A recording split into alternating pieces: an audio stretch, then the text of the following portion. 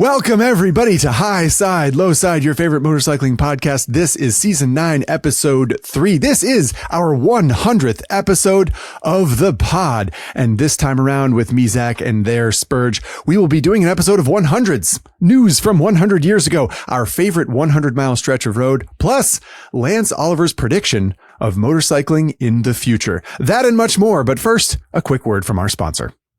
So you've noticed that your motorcycle brakes aren't providing as much stopping power as they once did. And you've watched Ari Henning's shop manual video on how to bleed your motorcycle brakes, but now you need brake fluid. Well, Motul has you covered with a full line of brake fluid. From riding around in the street to ripping around on a racetrack, Motul has got the right brake fluid for you. And to figure out which one that is, head over to RevZilla.com/Motul. That's RevZilla.com/MOTUL. And while you're over there on RevZilla.com, make sure you check out the Airbag Save page. RevZilla is dedicated to making sure that you are informed about all the newest safety technology coming down the pike. And the newest, most protective safety technology that we've seen in recent years is the evolution of airbag technology. So to learn about the entire line of airbag products and which one might be right for you and your ride, check out RevZilla.com/airbags. Now, on with the show. Okie doke, everybody. Here we go. The 100th episode of Highside Lowside. Spurg, I think you really should speak to this first and foremost because I haven't been a part of all 100 episodes, but you, my friend, are the seasoned veteran of Highside Lowside. How does it feel? 100 episodes. It feels humbling. No, it doesn't. Your ego is bigger than ever. Are you kidding me? 100 episodes. I got donuts out of it, so that's all that matters to me. I didn't realize we've been doing it for 100 episodes until producer Chase called it out. And then I came in today and I don't know if you can see this, a little happy 100. Yes. And on the inside, check this out. Wait, hang on. That's positioned wrong. Oh, wait, I see. Right. Chase. Oh, that's so Chase. That's so childish. Chase, God, Chase. It was supposed to be like that. There we go. That's supposed to be like 100 shaped. Okay. There we go. That's better. 100, 100. Yeah. Our Chase also sent donuts to our office because he's a peach of a man. They're all downstairs, but here's mine. This is the one I selected to eat on the podcast. In fairness, Sprinkles classic. Chase and I were trying to figure out, we were talking over lunch what to send you. And I suggested sending 100 tacos to the office. And he was like, do you think they'll go to waste? And I was like, yeah. And Zach's the kind of person that would feel bad about that. He's like, what am I going to do with 100 tacos? I would. Yeah. I'm already concerned about what to do with the other 10 donuts down there. Harry's helping me out, and Spenser will be here later. So, hopefully we'll have some help. Anyway, I'm glad cooler heads prevailed because I think 100 tacos delivered to the office would have been more of a mess than hell. And I assume that was Chase's decision ultimately not to do that. So thank you, Chase. Tip of the cap. Yeah, I was pushing for it. He's like, it's going to cost us like $320. I was like, we have it in the budget. Spend it. No. Well, before we jump into Not the News, I would just like to say, Spurgeon, that we should give a little golf clap, round of applause for Mr. Chase. We refer to him as Producer Chase. His actual name is just Chase. Thank you, Chase. Chase has been a part of, if not every single of the 100th episode, almost all of them, right? Yeah. And I mean, he's the brainchild that keeps this show on the road. Absolutely. So if you love Highside Lowside, then say a little prayer for Chase tonight because he deserves it. He works awfully hard on this podcast. If you don't like Highside Lowside, well, then Chase is to blame. He's the one that you don't like. It has nothing to do with us. Zach and I show up, and every day on our desks when we shoot an episode, there are these beautiful documents. Just everything is laid out for us. We have nothing that we could possibly want for. It makes it so easy. We show up and we're like, oh, well, this is the topic that we're going to shoot today. And Chase is like, no, we actually shot that episode 3 seasons ago. And you just completely forgot that we already did that topic. So Chase is truly keeping this show on the rails. He does. So thank you a million times over, Mr. Chase. And for the donuts, and thanks for the donuts. Holy cow. I got a cannoli, just so we're clear on that. You got a cannoli? Oh, wow. You got fancy stuff. We just got, fried dough. Not that I'm complaining. For those of you listening, there was a little bit of a phallic joke that was thrown in there. So that's where the cannoli came into play. So you have to watch YouTube for that part of it. You're welcome. So, not the news. Not the news is pretty simple this time around. We're going to start the 3-minute timer, and we are going to give you 5 stories from 100 years ago. Anything else we need to say about that, Spurg? No. Within 3 minutes, we're going to tell you 5 top news stories of 1924. Okie doke. Let's start the timer, everybody, and jump right in. I'll take the first one since I know you struggled with the name a little bit. Bert Lee Voch rode. Bert Levac rode a motorcycle. The capitalization is throwing me off here. Why is road in all caps? Okay. Some fella, perhaps he was Belgian. We have no idea. Bert Levac. Bert Levac rode a 996cc overhead valve JAP engine, Bruff Superior Brooklyn Special with Castle Forks, we are told, on a highway outside Paris in 1924 on a flying kilometer at 119.1 miles per hour. That was Bert Levac was the fastest motorcyclist in the world, as far as we can tell, in 1924 at 119.1 miles per hour. How about that? And if that's wrong, send an email to Highside Lowside at RevZilla.com letting us know that we got that wrong. And attention Chase, because it was probably his fault, right? Yeah. So we're going to talk more about going 100 miles an hour later on in the podcast. But for now, the next one up here is that in 1924, the AMA, the American Motorcyclists Association, was ratified into existence on August 1st of 1924. There you go. The first national event under its sanction was most likely the National 6 Days Trial. If you've been to the AMA website anytime in the past number of months, you'll have seen that they're celebrating its 100th anniversary. But tip of the cap to the AMA for being 100 years old, for making it 100 years. Next story we have on the docket here. This is a story we found from Racer X magazine, which was pretty interesting, pretty fun read. If you have the time, you can Google it and find it. We are sure it's about a rare old scramble at Camberley Heath, March 29th, 1924. So the story goes, was essentially the first motocross race, the first like off-road race. And of course, it was called lots of different things over the years, but there's sort of a story of how the race happened and why it happened and how it grew into the sport that so many people love. But you have to picture what motorcycles looked like in 1924 to appreciate how crazy this must have been. Probably not a lot of 60-foot doubles in that first race. Anyway. So moving on, just kind of keeping this snappy, not 1924. This actually happened in 1923, but it's close enough because we were running out of things to talk about for the 100 years. But 101 years ago, BMW started making motorcycles. For a lot of people you might not know, BMW made motorcycles before they made cars. How about that? 101 years of BMW. I'm kind of surprised now that you think of it. Did we hear a lot in 2023 about a BMW 100th year anniversary? I don't know that we did. You think they would have celebrated that? Okay. Well, we're out of time. So what's the last one? We got one more story. One more bit of news, that we dug up. I think Chase might have actually found this one, which, credit to him. We were wondering how much a motorcycle cost back in 1924. Chase found a story about a 1924 Harley Davidson JD CA, which as far as we can tell is a pretty average looking motorcycle in 1924. Not that, we were around back then, but Lance Oliver was, and we'll check with him in just a minute. This bike sold new for $345 in 1924. And if you're wondering what that calculates to with inflation over 100 years, about $6,200 as far as we could tell. So not a bad deal.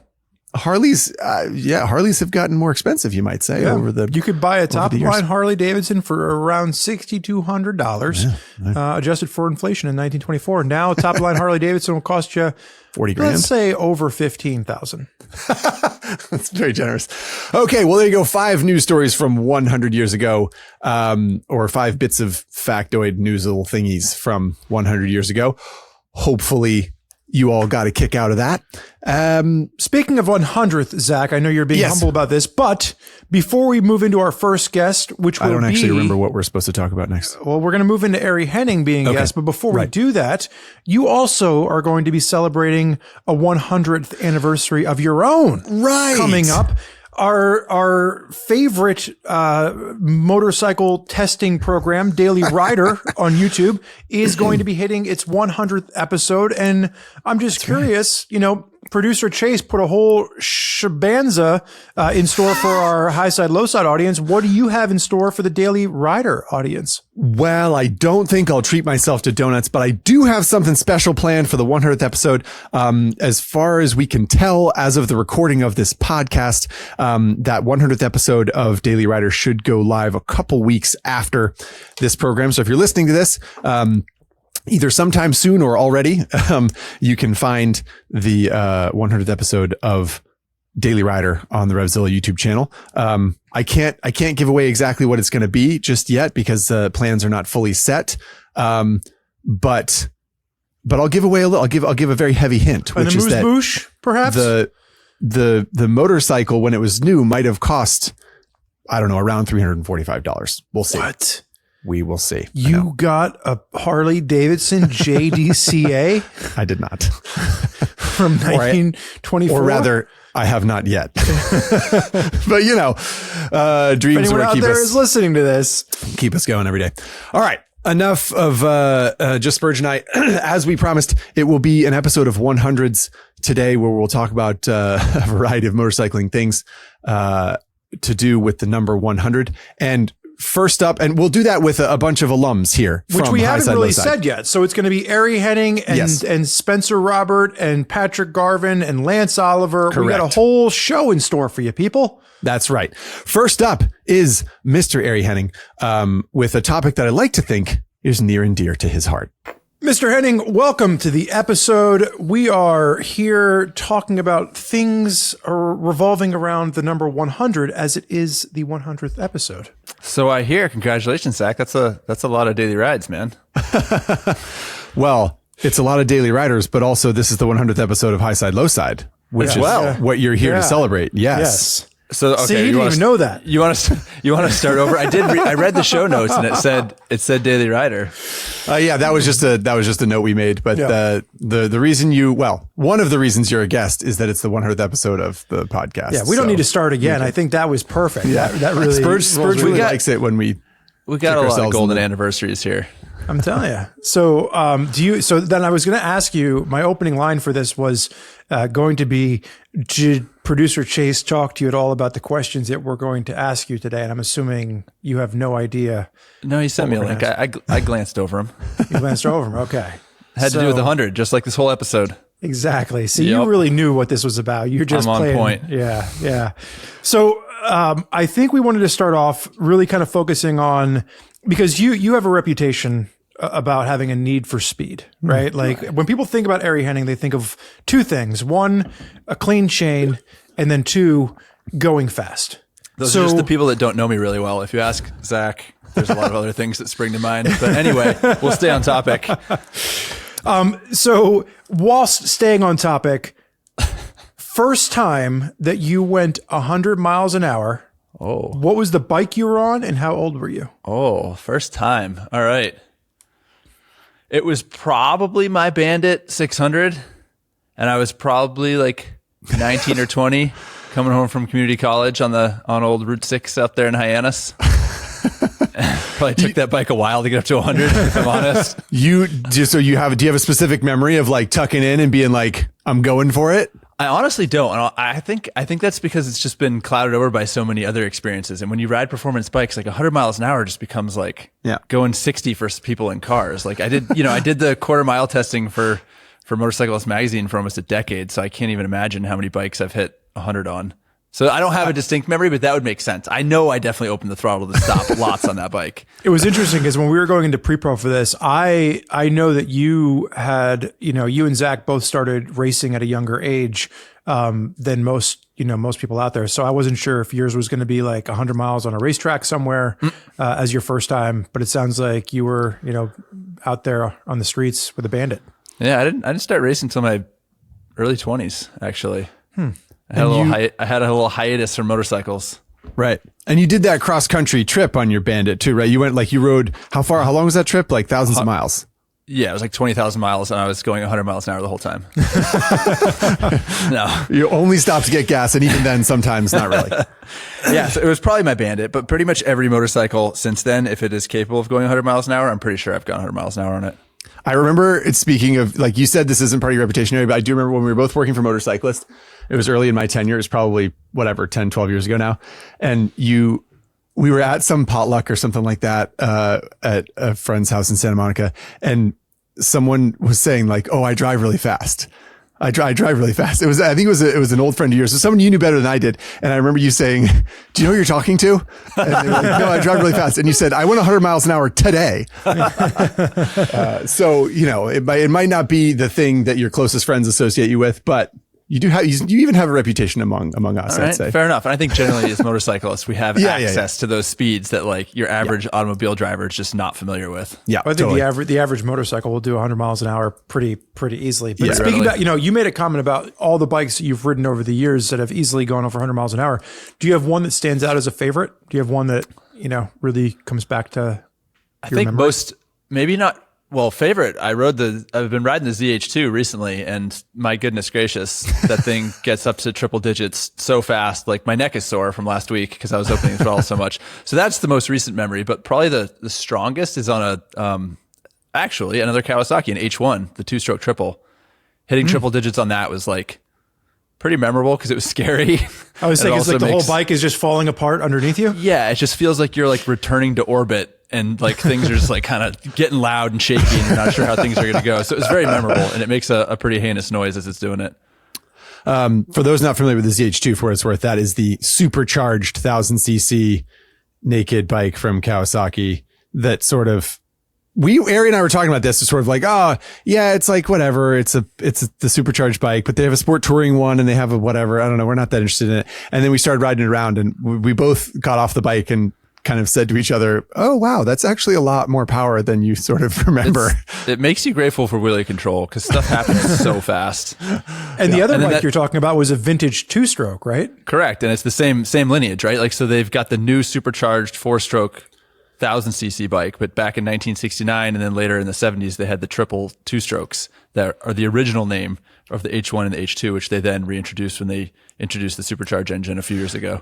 Do you think that 100 miles an hour feels faster on a vintage bike? Oh, yeah. Oh, yeah. Definitely. Oh, my gosh. So much faster. And actually, that was something I was going to say. Do you think that's the oldest bike you ever gone 100 miles an hour on? Was that 2-stroke H1? No, my dad's 350. Yeah. That'll go 100? It'll go hundo. Yeah. Right on. Okay. And that's that's a late 60s, right? Or yeah, whatever. Like frame is a 68 or something. They made that engine from like 67 to 74. Yeah. Okay.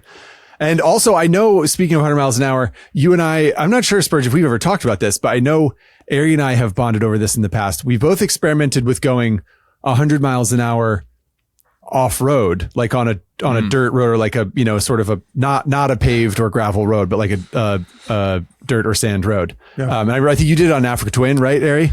Yeah, it's not recommended. It's similar to doing it on a vintage bike. You just like your mind starts wandering to all the things that could go wrong. And at 100 miles an hour, that's probably like, that's a lot of feet. That's a lot of feet per second. You hit one little thing off and it just, everything kind of like gets a little, squirrely underneath. That's just my whole experience with off-road riding. Yeah. Yeah. And it definitely, I think it's similar to vintage bikes in so much as it feels faster to do it. I mean, we did that sport bike versus sport touring bike CTXP episode where I got to hold a ZX10 against the stop in 6th gear for literally minutes on it. It was just at 187 and like you slow down to 150 or 120 and it feels like you get off and walk.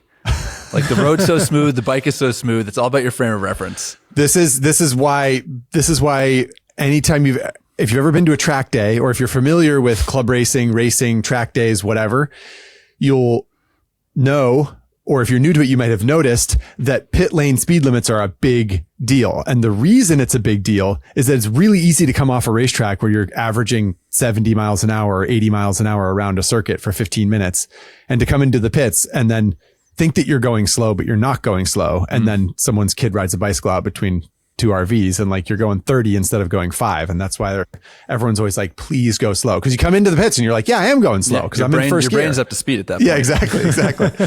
Well, talking about, your bandit trip that you had made, one of the 100-mile-an-hour questions that we did have for you was, if you had to ride a bike consistently, let's say you were out, crossing the Great Plains and nobody was out there with a radar gun, chasing you down, what bike do you think you would pick to continually ride at 100 miles an hour for? Right. The 100-mile-an-hour tour. Like, you're just going to go everywhere at 100 miles an hour. I assume it wouldn't be how far am I going? A vintage, 100 miles. 100 miles. 1 hour. Oh, there's so many bikes I could do it on. I set the cruise control on an S1000XR BMW at 130 at one point, which I was very impressed BMW allowed me to do. And I did a 1,000-mile day on a ZX6, a 2009 ZX6, where I rode home from Mammoth Lake, north of Mammoth Lake, down into like California City. And I was going over 100 the whole time. I'd borrowed someone's like the old school radar detector that you like stuck up under the windscreen. And I remember just putting my chin in the tank bag and just like keeping the thing taped. So that was pretty fun. It was not comfortable. I would say if I was going to do it, like maybe like let's go for there's so many bikes that could do it, but ZX14, Hayabusa. Okay. I mean, even an R1250 RT.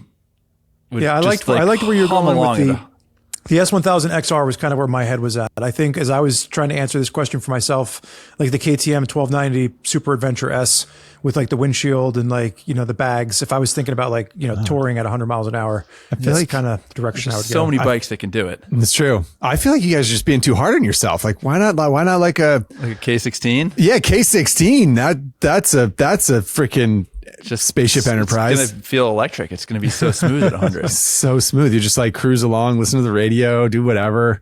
Yeah, there's a lot of motorcycles to choose from, thankfully. Yeah. We live in a glorious time, guys. We just need to find a world where there's no speed limits, and then we can finally just embrace this idea. Yeah, fair enough. So if you could pick any bike right now, and it was the bike that you wanted to go to 100 miles an hour the fastest on, top of your head, what bike would you pick? I think I'm looking at it. We got the ZH2 right in front of me. Yeah. Probably not faster than a Hayabusa or something, right? Like something actually. I mean, if you're talking about like revving it up, dropping the clutch, and just drag racing the thing. Yeah. Yeah. A longer bike, a ZX14 is going to go faster to 100 than ZH2 because it's going to struggle against doing wheelies. What's the worst bike that you've ever, you talked about the vintage 2-stroke Kawasaki H1 as being like, feeling like it was rattling apart like a spaceship coming back into the atmosphere. But is there a bike you can imagine, or do you can remember, be like trying to go 100 or going 100 miles an hour and thinking, this is I shouldn't be doing this. I mean, I spent a lot of time racing little bikes where you'd like see 97, 98, and like turn one's coming up and you're like, I really want to hit 100. So probably those small bikes where it just takes so gosh darn long to get up there. But I feel like in part though, that you sort of like, you feel like you've earned it, like when you, when you like come out of the last corner at 78 miles an hour and then you're like full tuck and it's like you said, it's like 92, 93, 94, 95. And then eventually it's like 97, 98, 97, 98. It's like crawl, it's like climb. Come out of that last corner at 79 miles an hour and you're like, oh, I'm totally going to hit 100 this time. Exactly. It's even harder though. Like you're like such a skinny athletic dude. Like I got like 40 pounds on you. And I remember being at like the Ninja 400 launch and like everybody else is coming back in and they're like, oh dude, I saw 104. And my fat ass is like, I don't know. Like I think I was at like 97, just wound out completely. So those big broad shoulders of yours, I'm telling you, I can barely fit them on the screen. Spurge, do you remember what bike the first time you ever went 100 miles an hour? Or actually, have you ever gone 100 miles an hour? No, I try to keep it at 95 or less. Okay. I'm a law abiding. Yeah, I know. Well, you're only in Texas, right? Yeah, exactly. No, the Bonneville. My Bonneville was the first bike that I had, obviously, and that was the first bike that I had 100 miles an hour. Is there anything that bike can't do? She'll always be your first. I mean, that was she was my first for a lot of things. Have you had its outline like tattooed on your body anywhere yet? I don't have any tattoos. No. Well, that'll be your first. Yeah. What about you, Zach? 100 miles an hour? Tattoos? I don't think he has any. I've seen, there's one, but that's for the audience to guess. Ari's seen me naked a lot. So, I think the first bike I ever went 100 miles an hour on was probably my RS 125 GP bike, which I raced. That's a little like 125cc 2-stroke race only bike that Honda sold to customers a lot, especially in the 90s and early 2000s. And yeah, that'd probably be the one. And there was always this argument, like the track that I raced at in New Hampshire, I feel like there was always this argument of like, are you actually even hitting 100 miles an hour on the straightaway? Yeah, I was going to say, you'd have to work pretty hard on a 125 at Loudon. Yeah, the straightaway is short. It's only like 1,500 feet or something like that. And you come out of a kind of a slow corner. And I reckon it was about 100 miles an hour. There's no speedometer on that bike. How do you know? No, you had to figure it out by gearing. Like you had to do the math from the RPM, gearbox and stuff. And I He's a math whiz, Ari. He's doing the calculations in his head. No, in fact, I didn't even do it. I never even cared enough, I don't think. Because like when you race, you don't care what your the MPH doesn't matter. It's maximum speed. You're like lap times are all, but that's all that matters. But I remember I went to a track in Canada colloquially called Mossport. I think it's called Canadian Tire. This is like when it's like who's your girlfriend? You're like 14 years old and like you wouldn't know who my girlfriend is. She's Canadian. Like the first time I went 100 miles was up in Canada. You guys wouldn't know the track. And I was by myself. It was actually kilometers. So it was only 60 miles an hour. You can always go faster if you go to Canada. Well, that's actually the kilometer thing was funny because the guys in Canada were like, "Oh, this is the speed that we're hitting on the, like if you're at 11,000 RPM in sixth gear, you were like, holy with this gearing, you're like, these guys are fast." Yeah, exactly. And I don't remember. I think it was 100. A guy said it was going like 190 kilometers an hour. So that would have been like 120 maybe or 80 something. Plus 12, 92.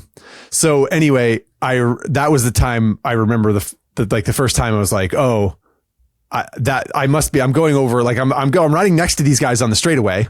And they said they're going 115 or something like that. So like, I guess that's what I'm doing. I don't know. But again, like as a racer, you don't care. You're like, it doesn't really matter.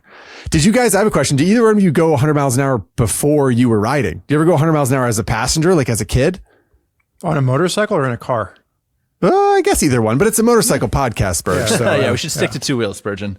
No, I've never, not me. I don't know. I mean, I've rode on the back with my dad a number of times and he often rode fairly aggressively. But he was never probably not 100 miles an hour. Probably not 100. Like they weren't fast bikes, right? So it was. I doubt it. I don't think I have. I feel like I got a ride one time. There was like a parade lap thing, and like one of the guys at the vintage club that Ari and I, where we grew up, that he had like some modern Ducati, and I was like, oh, and he said he could take me out on the parade lap, and I was like, okay, cool. And then I was just like, I was 8 years old or something like that. I'm just like holding on to this guy. Like all I can see is his leather jacket in front of me. Like the experience was totally muted, but we came in and he was like, you can tell your friends you went 100 miles an hour. And I was like, cool. Nice. But like, I didn't have any idea what was actually going on. No, go ahead. We could have been going 85 and he could have lied to me. I don't know. I think it's interesting is, Ari, you made the good point of, on modern motorcycles, going 100 miles an hour is kind of, it's very easy to do. And pretty much anybody listening to this podcast can go out and, hop on a, but they shouldn't. MT-07 and go 100 unless miles they're an on hour. a closed course wearing full leathers. Correct. But, historically, and this is kind of where the question comes from, there was everything from like the British motorcycle culture of, doing the ton, which was kind of like the slang for going 100 miles an hour. And it was kind of a rite of passage.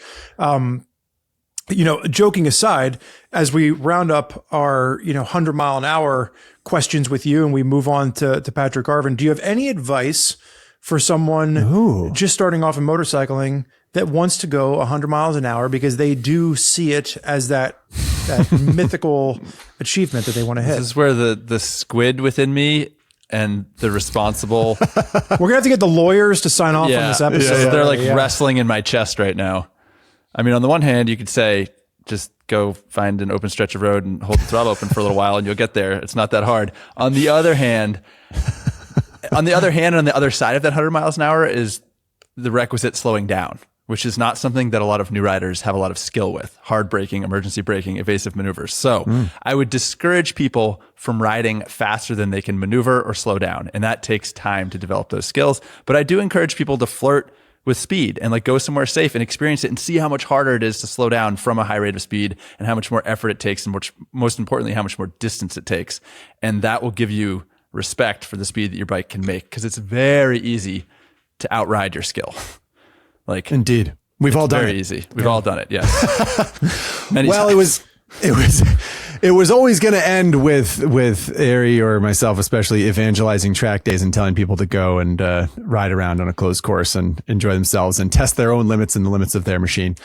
But that's good advice, regardless of when in the program it comes. Spurg, are we good? Did we get all the answers from Ari we need? Yeah, and with his answer right there, we're clear of any legal action that needs to be taken for this episode. So I've been trained well. Yeah. Ari, thank you so much for joining us for the 100th episode of Highside Lowside. The 100th episode of Daily Rider, as you alluded to, will come out shortly after this episode airs. Right on. Thanks, guys. It was fun. Hey, there he is, everybody. Patrick Garvin, welcome to the pod. Thanks for joining us, man. Oh, thanks for having me back. I always love talking to you guys.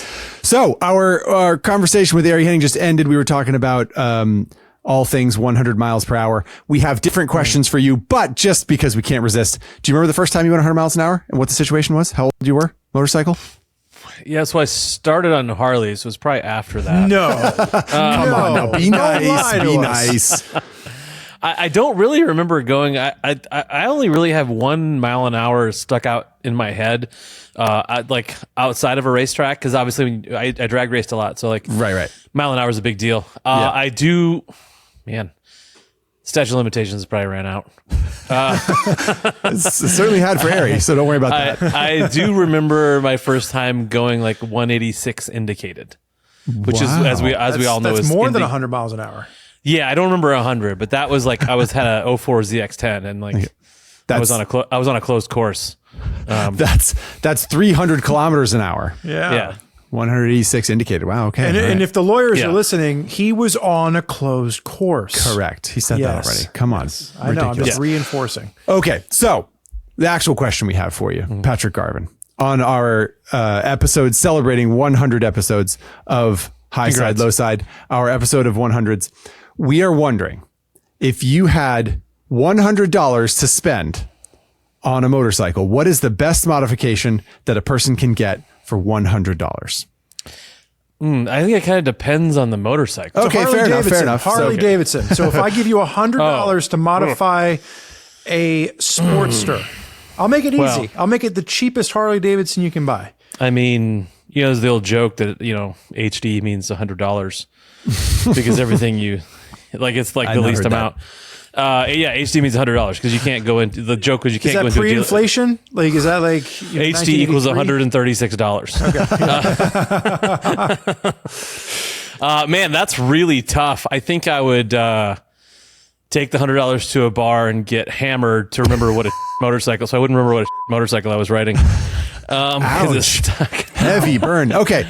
Fair enough. Okay, so you don't want the Harley P&A catalog. Maybe you don't think you can get anything for $100. You can't get a seat or anything, windshield. That's actually what I was thinking. Yeah, you can do what I was thinking is maybe like a wild ass seat pad, because those things aren't that much money. I mean, they're just under $100, and I've actually used one for a really, really long time. They roll up real nice because you put air in them. And only put about half the air in them. And they're super comfortable on long rides. So like you can roll it up and you put it in a pack, something like that you could use on it. But it's tough. $100. Like you can't get suspension for $100. You can't get like you could get a set of pegs and grips maybe. But as far as like usable things like a wild ass seat pad, like that's super usable. And if I sell the bike, I can keep it. No, I think that's a good one though. Like I think that's functional, right? Yeah, absolutely. I appreciate the pragmatic side of Patrick Garvin coming out there. What about, speaking of pragmatism, ADV bike? Like you're a KTM 890 adventure owner. Yeah. If you had $100 to spend on that bike, what's a mod you put on there? I tell you what, like it's again something to ride with, like a rack of some sort. I can't remember what I paid for my luggage rack. A rack of some sort. Like a gun rack to take it hunting up there in the wilds? I had like a scabbard. So like a rack for luggage rack for the tail, or maybe like a Kriega bag. I think Kriega bag, a US 20 is probably more than that. But some sort of bag, because the thing about an ADV bike is I'm like, because I'm normally going off road or going like somewhere where I'm going to be away from people. Right. I at least want to take like a small tool roll or a Leatherman tool, or sometimes I pack my InReach in there. It's oddly enough, I carry a 21-inch tube, even though I have tubeless tires, because I'm normally riding with somebody that has tube type tires. So I still to this day carry a 21-inch tube in my bike. So some sort of like small bag or like luggage situation, a cargo net with a luggage rack, something like that, Well, where I if could you put wouldn't have stuff on the taken bike. the back pods off of your 890 to make it look cooler with the exposed frame, you could have just stuck your 21-inch tube in the side of that, and you could have saved yourself $100. Don't need them. Not where we're going. Where am I going and why am I in this handbasket? It's a good point though, because I think we've been at enough adventure events where people get a flat tire and they're like, well, I have tubeless. I don't have any spare tubes with me. And you're just like, well, now you got a bent rim and you could really use a spare tube, buddy. Yep. I think it's interesting. I didn't think about luggage. I think, we were having a call the other day about some ads that were producing internally, but one of the products that came up was like the Stockton tool rolls, and they're like $50, and like they're actually a pretty robust toolkit. We used to bring them when we were doing Get on Adventure Fest. We used to bring like 3 or 4 of them and set them out for people. So like I think that's like a good modification for any motorcycle. Just have a tool roll on the bike with you. These mods aren't super fun. I know we only got $100, but what else we got? Like, what about a sport bike? You drag raced the ZX10 for a while. You sort of have some sport bike knowledge, Patrick. Time out. The last time that we had Patrick on for a mods episode, we brought him on for like basic mods, and the first thing out of Patrick's mouth that he wanted to modify, he's like camshaft. For you, you're a beginner. You're modifying a motorcycle. You need a new camshaft. And now we have Patrick on, and we're like, you have $100 to spend to modify your motorcycle, and he's giving us like real pragmatic answers. And we're like, dude, come on, give me something spicier than like a set of grips and a wild ass seat pad. I think the poor guy can't win with you, Zachary. That's true. What this points out is like how I guess jaded I am from being in the motorcycle industry and being lucky enough to work for the companies that I work for. Cause like when I think about mods, I'm like, oh man, like this whole list starts swirling through my head. It's way more than $100. Like, yeah. But for a sport bike, I say a windscreen, man. Like that's most stock windscreens on a sport bike are terrible because you're not riding in a tuck. Like, believe it or not, most of the time on a sport bike, you're kind of upright. So like most of the stock windscreens are made to like tuck down. So something like with a double bubble or something, something you could get. Double bubble. Yeah. The classic sport bike riding position is your right hand on the throttle, your left elbow on the top of the tank to support your torso because your wrists hurt from leaning forward so much. Yeah. I'm familiar with that. Yeah. So I'll say windscreen. Yeah, man, $100 is tough these days. I mean, and I just Spurg's point, like something like a tool roll or something like that, where you're going to need that stuff eventually, and you can use it on almost every bike. It's interesting because like I was going through this list and Zach and I almost felt bad. We were trying to think of like a way to make this a more fair question for you. Cause like $100 is hard. I was thinking about the ADV lens, and I was like mirrors, right? Like I have the double take mirrors on my bike. And then I looked up how much a set of double take mirrors cost. How much is it? It's more than $100. It's more than $100. That'd be a good one for the Harley though. Like mirrors on a Harley traditionally are terrible. They're like these big, like look like they came off of like a mid '80s Chevy Caprice. And so like if you could ditch those, you can get a decent set of mirrors for a Harley for under $100. So mirrors is a good one. You know which one I ended up coming up with? Like was and now they're no longer sponsored the podcast, so I'm almost remiss to say this, but a quad lock phone mount, like a quad lock mount. That's for also your phone. Good. Yeah, the case. The case. Can you get a case and a mount for less than $100? Probably, maybe just about. It'd be close. I mean, I just got a case for my new phone. And it was like $40 retail for the case. So I think even if you get the anti-vibration, that's damper, $20. If you get the mount and the phone case, you're probably going to be getting close to it. But you can also get just like the sticky adapter thing that goes on. That just sticks to the back of the phone. So you don't need the whole case. Okay. Well, that's pretty good mod. You get navigation, that kind of thing. Yeah. I always find, I don't know if you guys have found this. I know I'm often testing new bikes, and that's kind of like the world I live in, and maybe I'm just like jaded and old or whatever. I think stock brake pads often just stink. Mm-hmm. They kind of stink. There's not that nice initial bite that you get from a pair of brake pads that's like a little bit more performance oriented, especially with small bikes or bikes that like aren't meant to be performance oriented. They often just the initial brake bite's really soft, and I think it's intentional so that people aren't overwhelmed by they don't grab the brake too hard and whatever, that kind of thing. But anytime I put new brake pads, and especially like aftermarket brake pads, into a new bike that came with the stock ones, it's just so much better. And it's a hugely expensive mod. Question for you, Patrick, before you move on from that. So I took the 890 around the block the other day, just on the street. And to Zach's point, the brakes were not only bad, but like the pads are so noisy. Like the stock 890 pads are just so noisy. And I checked them. I was like, oh, well, maybe I'm like getting down to metal. It's like, no, there's a thick chunk of pad there. It's just a cheap semi-metallic pad that is not gripping well. And is this noisy. Especially the rear or the front too? Front. The front of the 890 is a problem for me. But I'm not sure if you have the same experience, Patrick. I do. They're very noisy. I think the rear is trash. But to the point about brakes, especially not so much with late model Harleys, but with earlier Harleys, and usually in Sportster, Spurg, because of course I would have a Sportster. Brake lines, especially on the front, the older Harley brake lines are really, really bad. They're like these super fat, kind of rubbery brake lines. And if you swap them out, it's not like a super expensive, kit for like a sport bike. You just got to swap the lines. Like on the front of a Sportster for most, it would be one line and two fittings. Huge improvement in braking just by getting rid of that stock brake line. So much more feel, because on the stock one, it feels like you can grab the brake. The first half of the lever, nothing happens, and then it's just like it's like you're grabbing a spring on the second half. Right. So it's like super spongy, and also the bikes are heavy, so it's like it's hard to slow down. But the problem you're going to run into too is, Zach, you're talking about brake pads. Like if you're talking about a modern sport bike or even an adventure bike like the 890, you need two sets of pads because there's two calipers up front. How much is that going to cost me? More than $100?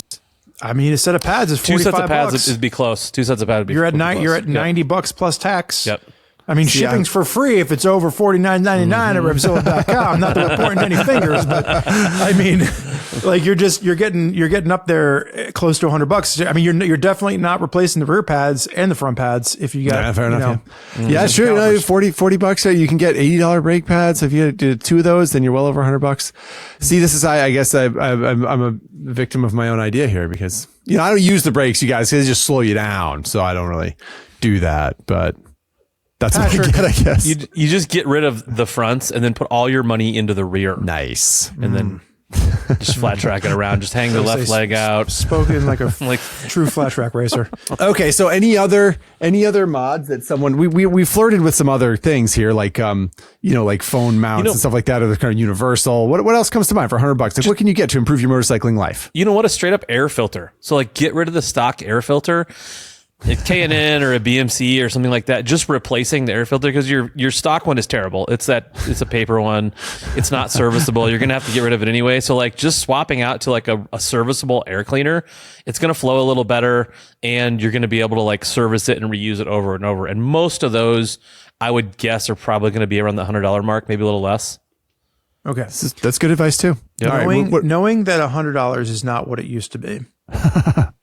Would you rather have $100 exhaust or $100 suspension? Man, $100 suspension is gonna be pretty bad. That's the point of the question. Yeah.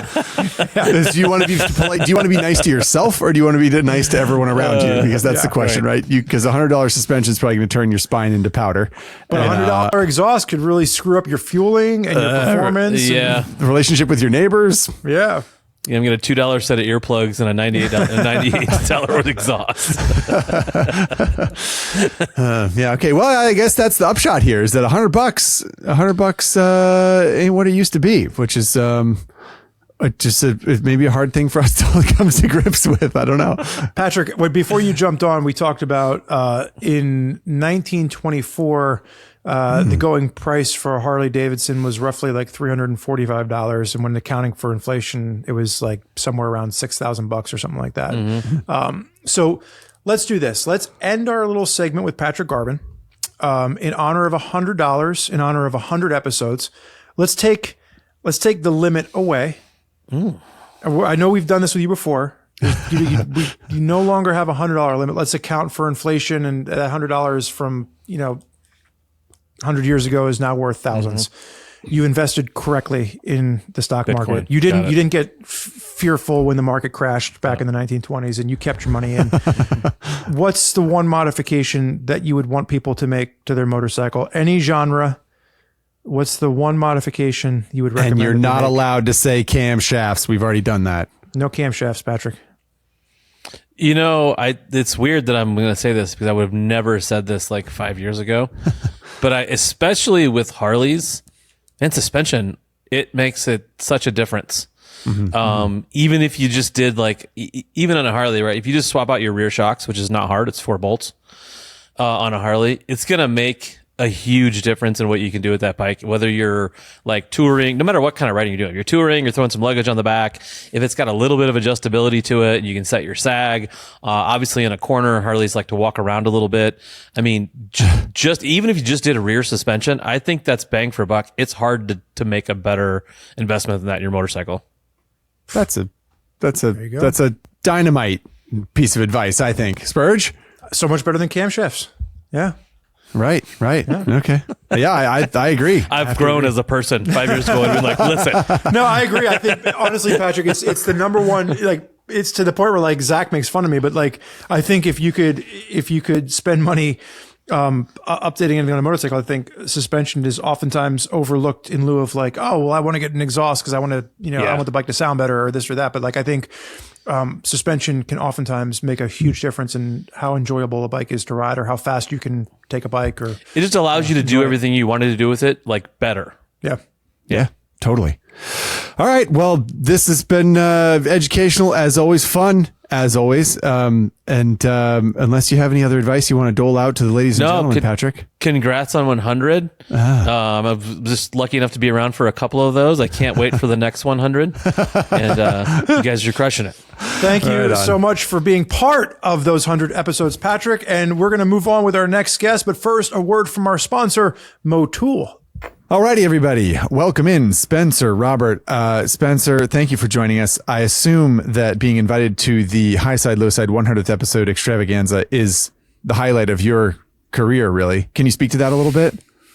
Sure, yeah. Well, I'd like to thank my second grade teacher who told me I'd never amount to anything and so on and so forth. But right. Yes, yeah, she was right. Here I am. Perfect. Okay. Well, I'm not sure how much background Chase gave you, but this 100th episode here. Spencer's holding up a 0 for those of you listening at home.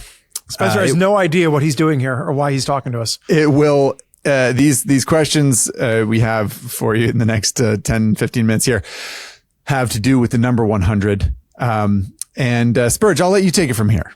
Yeah, so we have already talked to Mr. Ari Henning as well as Patrick Garvin. Ari talked to us about the first time that he went 100 miles an hour. Patrick Garvin talked to us about we only gave Patrick $100 to spend on a mod, and we made him mod a motorcycle out with just $100. He was very frustrated. He likes to spend much more money than that. So our quick get to know you question, Spenser, is where were you when you went 100 miles an hour on a motorcycle for the first time? Oh, goodness. Well, I almost certainly would have been on the back of my dad's motorcycle. Now the real question is, I can't wait to ask him about this because there's a very famous photo in my family of me sitting on the gas tank. I'm probably like 3 years old, sitting on the gas tank of my dad's CBR 600. And you can see shoelaces tied around my belly back to him because he would take me on these rides and I would fall asleep. And so one time I fell asleep so aggressively that he had to use shoelaces to hold me onto the motorcycle. Safety first in the Robert family, as always. Nice. So presumably that's what I was unconscious, but going 100 miles an hour around the age 3 or 4 with my dad and his CBR. Well, anyone who's taken a flight with Spenser knows that he falls asleep immediately. So I assume that your dad was just riding around with you asleep on the gas tank of a CBR. Yeah. Teach him early. Was that the white Honda, or was that a VFR? That was a VFR that he had. No, this was a CBR. And I also feel like the context is important that I have a fairly young parent. So my dad was probably like 24 years old with his toddler on the gas tank of a motorcycle. So it was reckless in every way that you could possibly measure. But as long as he had those shoestrings holding you on, I mean, what more could you ask for? Listen, officer, that's a double knot. All right, that's going nowhere. Okay, well, let's move on to the actual question that we actually had for you, which is, drum roll, please. What is the best 100-mile stretch of road that you have ever ridden? Or what's the best 100-mile stretch of road that, you'd ride again, I guess, if you could? That you've been to, seen, heard of. Now, let's go with been to. Been to. Sure. Well, this is a good question in that I feel like I've been lucky to ride lots of roads, including roads with both you gentlemen all around the world. Bad in that I have a terrible ability at remembering road names. No, that's okay. Just generic directions is okay. Yeah. Yeah. Well, the first one that comes to mind that's a little bit more attainable is there's a road on the east side of Arizona. I think it's called the 191. It goes north-south along the border of New Mexico. And that is often my go-to favorite road because I think it's a little bit underrated. Like you obviously you've got your Tail of the Dragons out there that everybody talks about, but then you go and you ride it and it's a beautiful road, but there are lots of people, lots of traffic. This 191 that goes north, the way we do it is going north on the Arizona side and then you cross over into New Mexico and go south on the New Mexico side is incredible. And there's almost nobody ever on it. I don't know what the total distance is, but it's probably 100 or a couple hundred miles of just beautiful twisty roads. So that's my domestic answer, I think. But for an international or like use the world as your oyster answer, oh boy. It's hard not to call back to Umling Law, the highest road in the world. The road itself is not necessarily wildly interesting. It's got switchbacks. That's great. But just the knowledge that you're riding a motorcycle higher than Everest Base Camp is, I guess that's, or you're in a car or a motorcycle, whatever it might be. That's a pretty amazing feat of engineering and just sort of something that you're basically not going to get anywhere else in the world. I was thinking about that. We're on it's about like a 1-year anniversary of us being there together. And I was thinking about just like all the different roads that we were on in India. And they were definitely memorable stretches of 100 miles at a time. Cause there were so many times where we were just like sleeping in a ditch, or are we going to make it off of this stretch of road alive? And there was a picture I have of Zach, where we were stopped and there was an active landslide washout happening. And Zach was like, take the photo and let's keep going. Cause like this road might not be here in the next 5 minutes. And I think that was probably the only time in my life when I think of a stretch of road where I was actively being like, I don't know if we should be standing here much longer. That was kind of frightening. Yeah. So yeah, those are both good call outs. And I did do a little bit of research, just in the interim here, so everyone knows. And I don't know if I'm pronouncing this right, but there's a town in Arizona called Morenci. Is that right?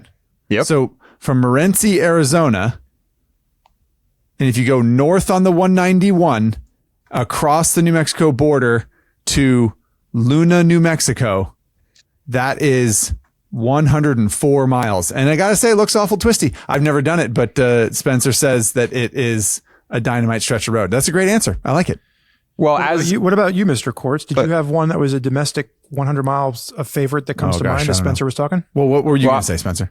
I was just going to say, as Zach gets really specific with the directions about where that road is, I'd like to change my answer. That road is terrible. Don't ride it. It's awful condition. It'll be flooded now. Yeah. Nobody listens to this podcast. Don't worry. Yeah. Right on the PCH, Pacific Coast Highway. It's this little gem in California. You'll love it.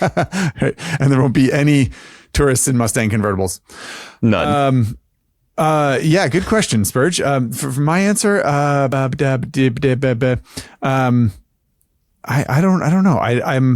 Yeah, Pacific Coast Highway in California is beautiful. Though I often don't take that route when I go north and south in California because there are just so many other roads that are interesting and fun inland. I'm not sure. I'm gonna have to look at a map in real time or something like that. So if you have an answer, Spurge, that you're ready to go with, you can do that and circle back to me, or I can keep talking. Yeah, no, I will circle back to you. I'll give you some time to research. Perfect. I think, when I think of Southern California, Angeles Crest Highway, Route 2 always holds a special place in my heart. But if I really had to think of my personal favorite 100-mile stretch of road, in the continental United States, it would probably be, down in North Carolina. I know Spenser mentioned Tail of the Dragon. I think Tail of the Dragon's a fun 11-mile stretch. I think it's a little bit overrated for what it is. Like Spenser said, very crowded. But just past the Tail of the Dragon, there's a route nicknamed the Hellbender, which actually connects all the way down into the northern Georgia. And it's Route 28. And you can take it. It's like a 70-mile stretch from the border of just past Tennessee and North Carolina, all the way through North Carolina and then down into northern Georgia. And then you just turn around and you can ride it all the way back. And there's waterfalls and there's little places to stop for lunch. And much like Spenser probably doesn't want people to know about his New Mexican spot, I think this is something that I felt very similar about for a long time when I was living in Tennessee, because you go out and you're just inundated with the tourist trap that is 129 Tail of the Dragon. And then you get out onto 28 and it just opens up into this beautiful, wide sweeping curves and scenic vistas. And you can just haul the proverbial mail, if you will. Spurgeon, what is the perfect motorcycle for that road, if I may ask? I'm sorry.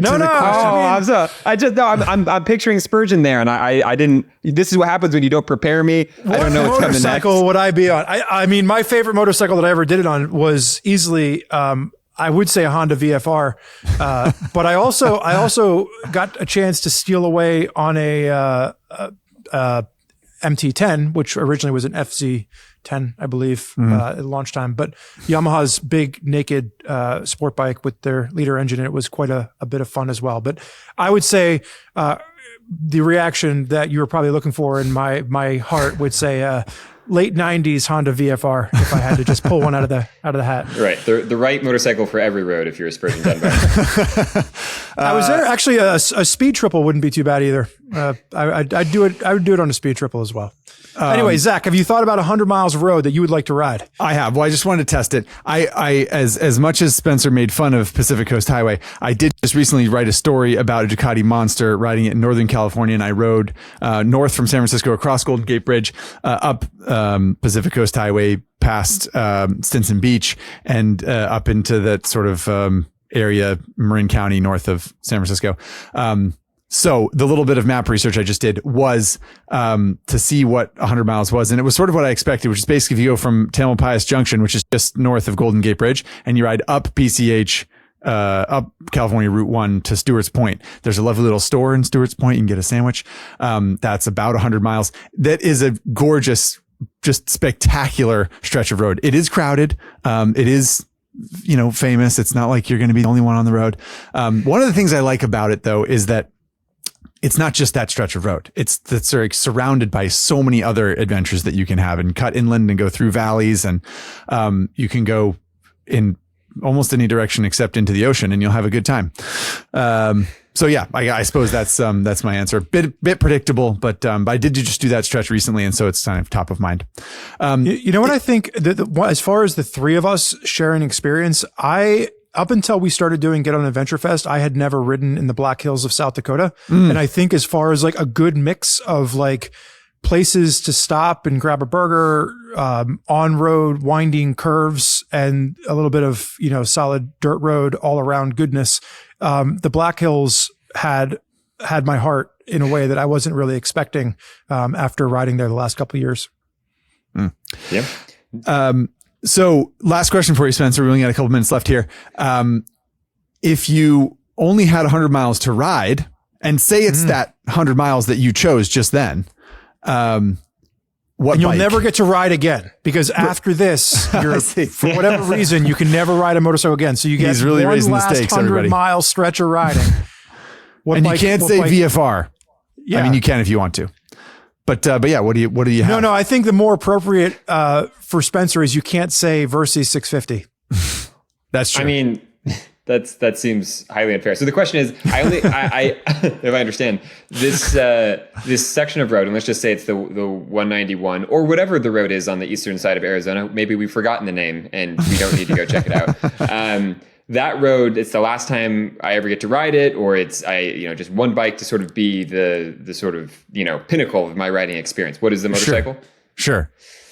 Oh, you know what? The first answer that comes to mind, and it's not a super inspired answer, but I will say, I think the single greatest day of road riding I've ever had on a motorcycle was on an Edelweiss tour north of Bologna, and I happened to be on a BMW R9T, and it's a bike that I like, but it's not a bike that I necessarily pine after or I think of every day, but something about the magic of that bike and my headspace and the roads on that specific day, they coalesced into just this beautiful, transcendent day of motorcycle riding. And I think I have an instinct to try to recapture some of that. So I think I'd pick an R9T just to reminisce over maybe one of the best days of riding I've ever had.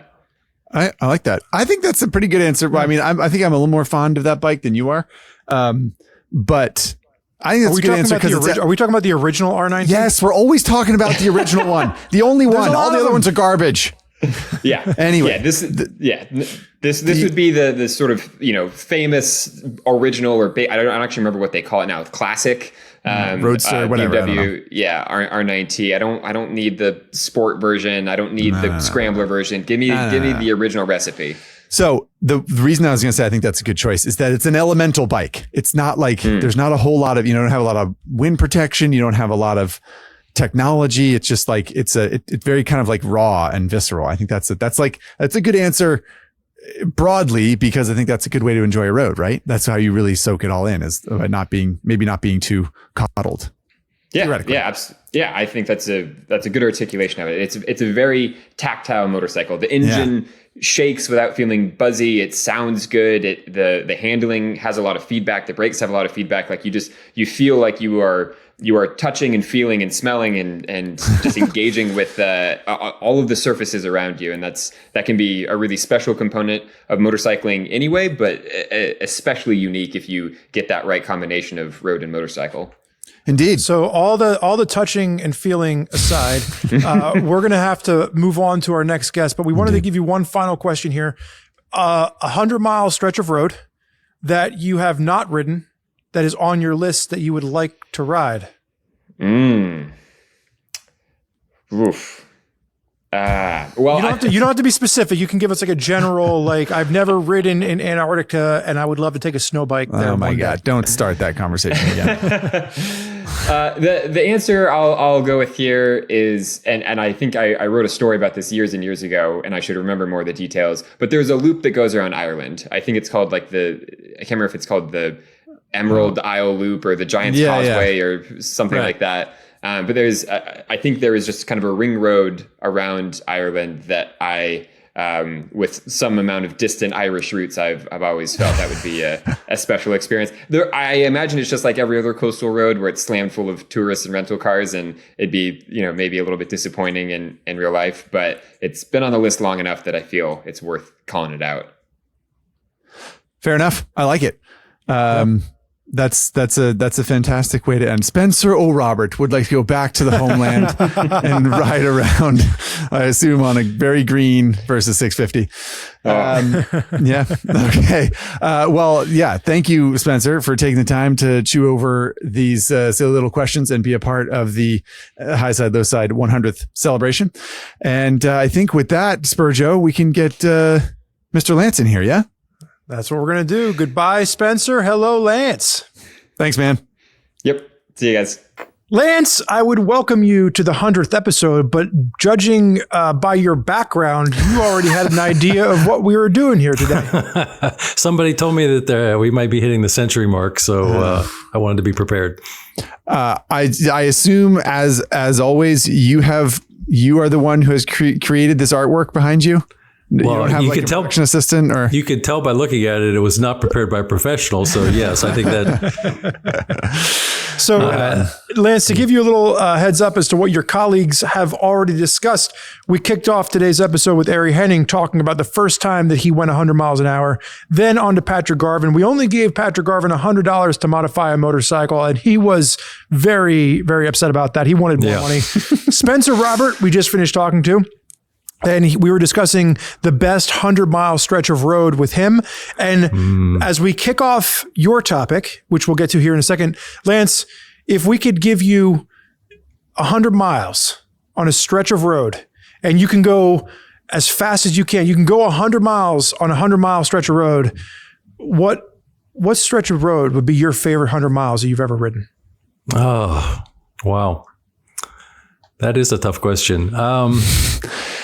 You can think about it if you want and circle back to it. No. I don't you process in real time. I think that. So here's the thing. Let me put it this way. You know how people have their bucket list roads and they want to do this pass in Italy or the Tail of the Dragon or whatever. I have always enjoyed most the anonymous roads. So I always go by. We did this story at Common Tread not too long ago. How to find good roads.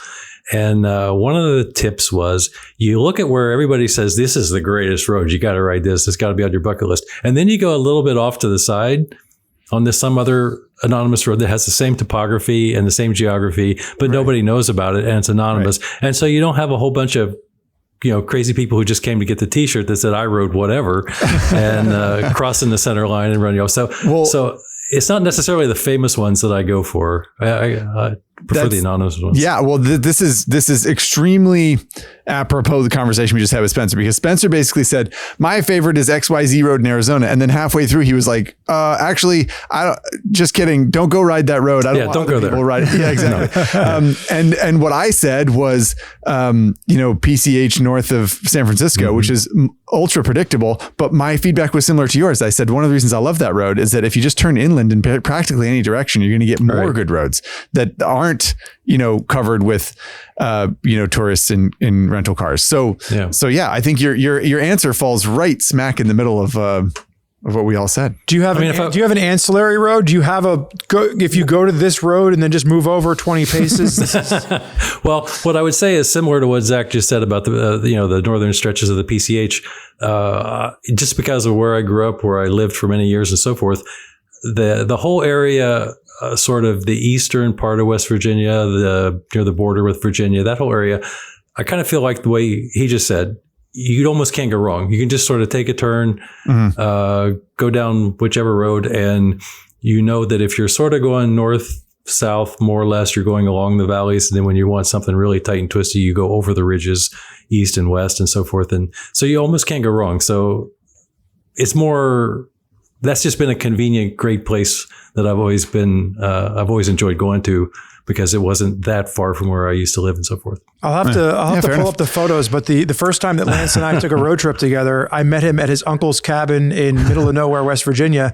And then we rode back together. I rode down, met him there, and then we rode back. And the first, I would say 100 miles of it was amazing, windy, stretchy, beautiful road. And then the next 250 miles was us, slabbing it on 4-lane highways to get home in time. And Lance was very upset with me. He was like, this is ridiculous.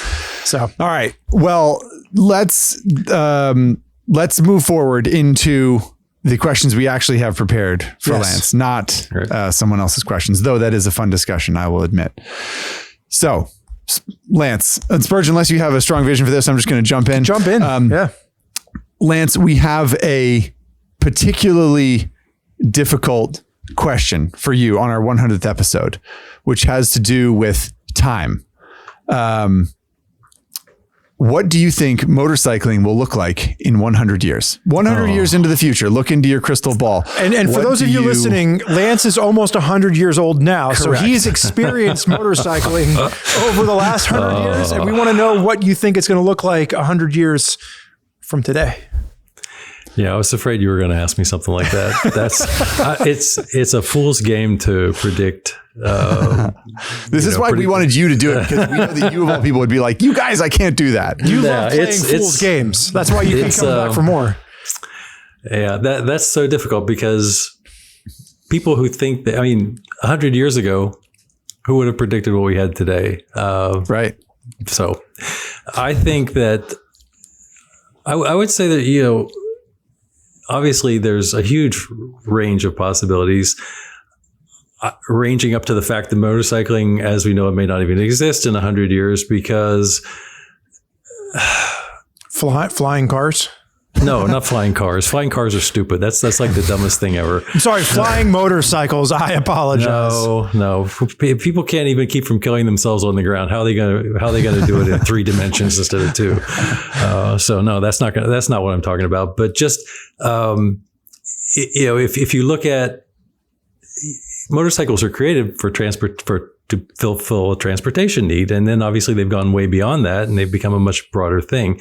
The question that I think is interesting is, will that desire for the motorcycle as a recreational vehicle, which it is in the, our part of the world, for example, will that continue, or will that die out as people move in the human direction towards, no, we want more comfort and convenience and so forth, because a motorcycle is not the most comfortable and convenient way to get anywhere.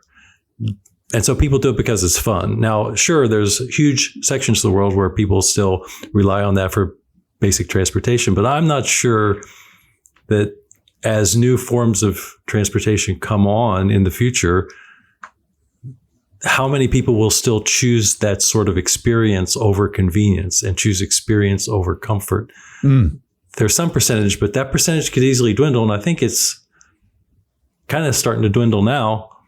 If we look at the rates of young people who are getting driver's license, which are smaller than before, we look at, because you can take an Uber. Why would you want to, ride a scooter in the rain when you can take an Uber, that's the interesting question to me as well. So that's a cynical view. I don't want to be cynical. No, I don't want to be cynical. It's realistic though. I think that's it's fair possible to say. Yeah, it's possible that it could just do it. But I mean, do you think that 100 years is enough time for motorcycling to die entirely? It may not die entirely, but it may become, it's already, let's face it, pretty much a niche activity.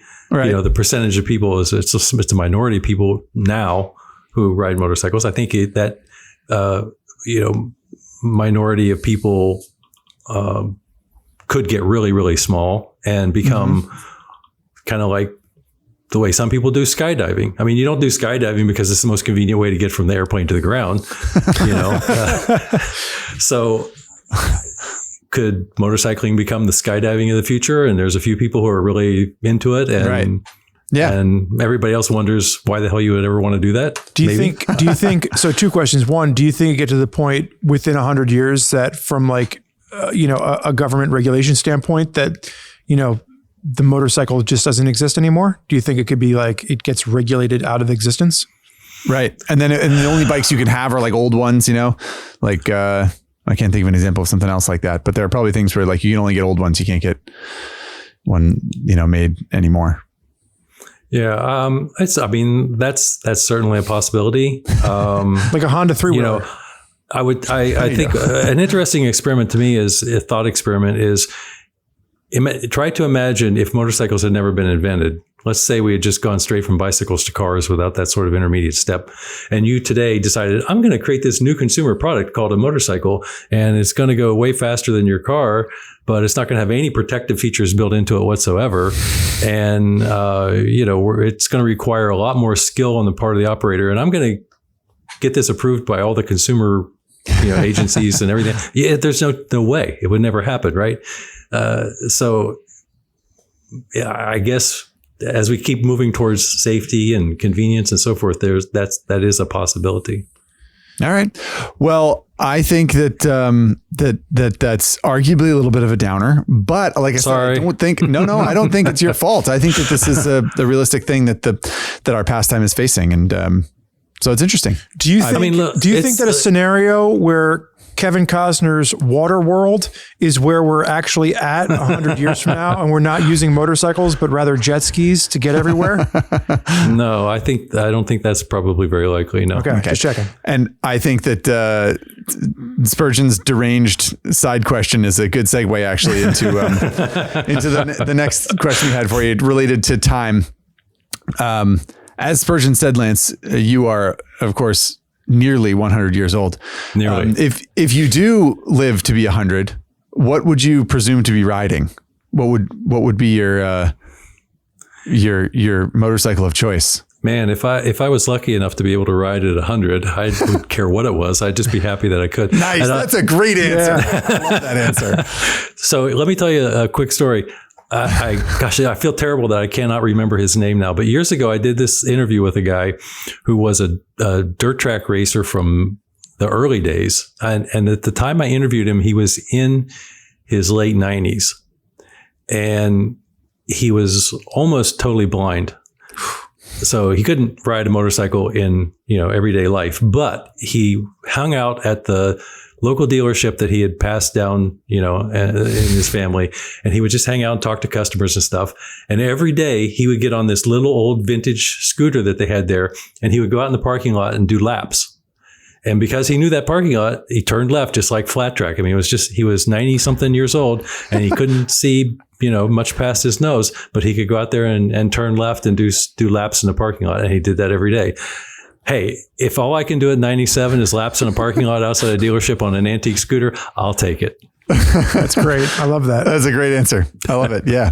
I don't think we need to embellish on that answer at all. I think I'd like to move on to the next question because I think that's perfect. Yeah. I think we should all have that. We should all have a little slice of that attitude in our lives anyway. I think. Any day you get to ride a motorcycle is a good day. Even if it's just in a parking lot doing laps. So Lance, the final question that we have for you, and we can kind of digest this a little bit here, but of all of us at Common Tread at RevZilla, you're the only one amongst us that has over 100,000 miles on one motorcycle, and you're nearing 100,000 miles on another motorcycle. And I know that the Versys that you sold to my Uncle Bob had 90,000 something miles on it almost. So like, what is it like to keep a bike running for 100,000 miles? And what advice would you have to anyone out there that was trying to do so? Teach us your ways. Yeah, well, I wish I could. I wish I could say that I have these expert mechanical skills and a highly rigorous maintenance schedule and all this wisdom to impart. But I think really the only reason I made it to 100,000 miles just comes down to stubbornness and good luck. So the bike Spurg is talking about for reference sake is I have a 1997 Speed Triple. That I bought. Triumph Speed Triple. 1997 Triumph Speed Triple. First year the Triumph came out with fuel injection models that I bought in 1998 when it had 6,000 miles on it. And currently, I checked today just to see, it currently has 122,437 miles. Wow. And the Versys that I sold to Spurgeon's Uncle Bob, which is documented by Spurgeon in a Common Tread article. So if you haven't read that, Kawasaki Versys 650. It was a 2009 Kawasaki Versys 650. And when I sold it to Uncle Bob, it had 89,941 miles on it. I came up that much short of putting 90,000 on it, and somehow still managed to sell it to one of Spurgeon's relatives. So he still has it. But to be honest, I mean, I feel like I've been lucky because, I changed the oil on that Triumph every 4,000 miles and I used synthetic oil, but I didn't really do anything special. And it's never had a major, lots of things have worn out. There's one thing I haven't really told many people about this because I'm not sure whether I should be proud or embarrassed, but that 122,000 mile Speed Triple still has the original clutch plates. So now I don't know. That's impressive. I don't know if that means that I'm smooth like mantequilla, like Jorge Lorenzo, or if it means I ride like Jorge Lorenzo's grandmother. I'm not sure which it is, but they're still operable. It could be a little. They don't slip. I would also like to say that $90,000 on a Kawasaki Versys is really something, and 90,000 miles, not $90,000. Well, $90,000 would be something too. Yeah, that would be something. Yeah. If I could have got that for it. You can tell where my head is right now. 90,000 miles on a Kawasaki Versys is really something. And 100,000 miles on a BMW GS, that's pretty good. A Harley touring bike, sure. 120,000 miles on a Triumph Speed Triple, which is a naked sport bike, essentially. I think you deserve an extra tip of the cap, Lance, because it's not a bike that I would say would be at the top of most people's list if you asked them to ride 100,000 miles. But if you start doing the math for over 27 years, that's not even, okay, I realize in the context, in the context of, I mean, in the context of U.S. motorcycling, where people ride a couple thousand miles a year, and they, that they consider that normal, it's a lot of miles. But if you really start dividing 27 years, 122,000 miles, it's not a huge amount of miles per year. So, like I say, that's the stubbornness part.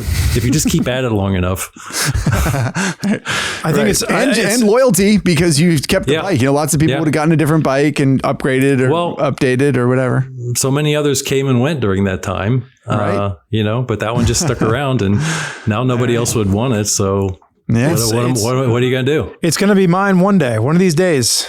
So I'm actually in Lance's will, because he made me put it in the will. The only person that will take that bike from his cold dead hands is me. Lance, as we wrap this up, you're currently, how many miles do you have on your VFR? It's at about 42,000. Do you think you're going to hit 100,000 on that one? Going to keep it that long? I hope so. I don't know. I probably will. I'll probably keep it just out of inertia at this point. And that's what I do. Obviously, I don't take long trips on my 27-year-old speed triple. I use the VFR. When I bought it, it had about 9,000 miles on it. So now it's up to 42.7 or something. So you never know. I don't know. And final words of wisdom for anyone listening: if they want to get 100,000 miles on a motorcycle, what do you recommend? Ask Ari Henning for mechanical advice, not me. Well, no, I think the answer is oil changes and stubbornness. Oil changes and stubbornness are about all I can contribute. I if think you need more than that. No, I'm reading between the lines. I think getting out and riding your motorcycle is probably a good way to get 100,000 miles on it. Yeah. What else is it for, right? I'm not the kind that likes to sit around and look at them. If I can't ride it, I really don't enjoy it that much. Well, Lance, I thank you for joining us for the 100th episode of Highside Lowside. You are always a crowd favorite. They always want to hear what the Silver Fox has to say, so we saved the best for last. Thank you for joining us today, Lance. Thank you, and congratulations on hitting 100, guys. That's an accomplishment. We probably couldn't have done it without you. So thank you very much. See you, Lance. All right. Thanks, guys. Okie doke. Thanks so much to Lance Oliver and all of our guests, honestly, for helping us celebrate the 100th episode. We do have one more special guest. We're going to play the engine sound guessing game right now. Spurg and I are about to admit into the Highside Lowside podcast a special guest. This is Joe. Joe does not know he's about to play the special version of the engine sound guessing game. We are surprising him, and we're hoping it's going to go okay. We might have to bleep some words out. All right, let's get Joe on here and see how this turns out. Hey, Joe, can you hear us? Okay, we can't hear you, but it sounds like you can hear us. I can. Can you hear me now? We can hear you, Joe. Welcome. Is this really happening, though? That's my question. Do you know what you're doing here? No. So I was told less than an hour ago that I was going to somehow virtually meet you guys, because I'd probably be freaking out a little too much if she didn't tell me that, but I know nothing else. So a little backstory for you and for our audience. Joe's wife, Paige, reached out to me a little while ago and said that she didn't want to get Joe anything too extravagant for his birthday. So, Joe, this is your birthday present. You're going to play the Highside Lowside engine sound guessing game with us. We're not sure if this is like the cheapest birthday present that your wife has ever gotten you, or just one of the most eccentric. Thoughtful and inexpensive. I guess there's she found a line to skirt. It could also be seen as birthday punishment, depending on how this goes or how you feel about the whole thing. But we are thrilled to have you. And we understand that you're a fan of the podcast. So we hope you understand how the game is played. And I guess, are you ready? I'm as ready as I'll ever be. So let's give it a shot. Okay. Well, we're going to send you a link here. I jumped the gun a little bit. We're going to send you a link here for the sound, the engine sound, and hopefully you can open that and let us know when you're ready to play this engine sound, and then we'll be off to the races. Let me know if you can see that link. Well, Joe's opening the link just for our audience. For those of you that are new to the Highside Lowside podcast, we like to play the engine sound guessing game. We hope that you play along with us at home. We're going to play a couple of different clips, all the same clip. We'll give you a couple listens at home. We'll give Joe a couple listens as well. And then we have 2 hints from producer Chase as well as an answer. So the goal being is that just by the engine sound that's about to be played, Joe is going to be able to guess this motorcycle. Zach and I are playing along Joe's with Joe. wife has promised that he will be able to identify this motorcycle. Oh, no. she said, okay. Paige said that you're very good at this, that you're actually like quite a savant when it comes to engine sounds. Well, she's a good liar, but which is news to me. So nice. All right. So did the link come through? Are you ready to play the sound and listen along with us? We also, just for everyone's quick reminder, we do not know what this engine sound is. We've never heard it before. We're all playing together. We're all in the dark. Maybe not quite as in the dark as Joe has been today, but almost.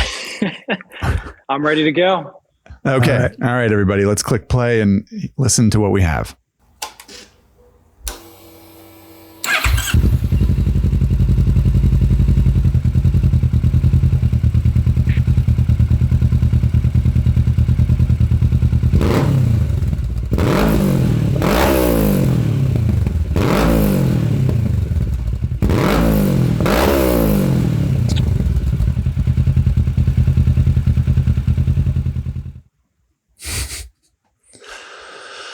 All right. Okay. You guest honors.